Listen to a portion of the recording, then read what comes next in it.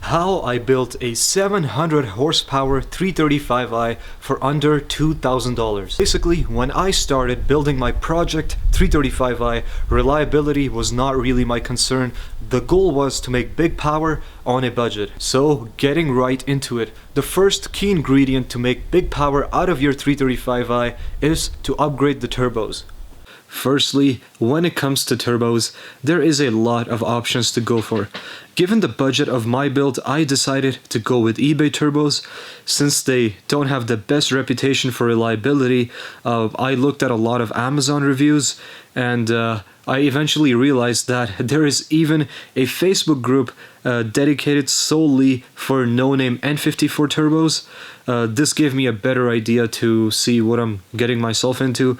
Eventually, I ended up getting this exact set. Now, when changing out turbos, we also need to get the coolant lines and oil line gaskets. We also need to upgrade our inlets, as the stock ones are really restrictive. Inlet is basically the pipe that connects the turbo to an air filter. A lot of 335i owners actually end up relocating their inlets, and that's exactly what I did.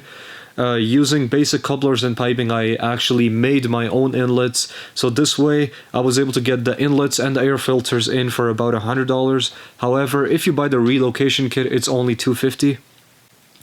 I do highly recommend that if you are doing this job, do the turbos and the inlets at the same time, because both of them are a labor-intensive job. They do take a bit of work. We also need two-step Coulter spark plugs. Now, as we have the spark and boost taken care of, we need to add more fuel. The factory low pressure fuel pump is only good for 480 wheel horsepower. I ended up going with the 535 LPH Hellcat fuel pump. To install it, I just needed one custom fitting, and I was able to get the fuel pump in. It was fairly straightforward. With the fuel pump in, we are getting close to the finishing line. We also need a 3.5 bar boost sensor. This boost sensor is the same one that is used in the N20 engines. We need this to run higher PSIs because the factory sensor only goes up to 20 PSI. Now, as of now, all the bare minimum part required are installed.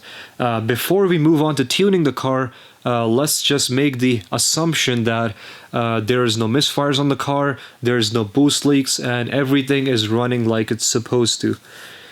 The great thing about the N54 platform is that you are able to tune it at home. There are pre-made files available online which you can load onto your car's ECU.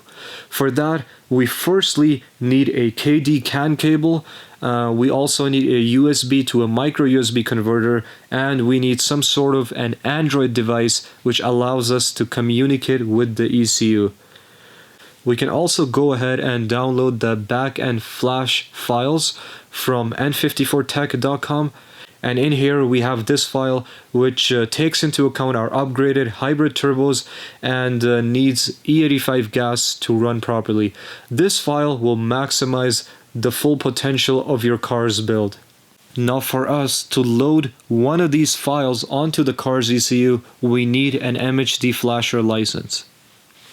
So this is it, guys. This is exactly what I did on my car to make close to 700 horsepower. With my car, the only other things I had to fix was a valve cover gasket leak, and while I was changing out the turbos, I damaged my AFR sensor. So those are the only two other things I had to take into account.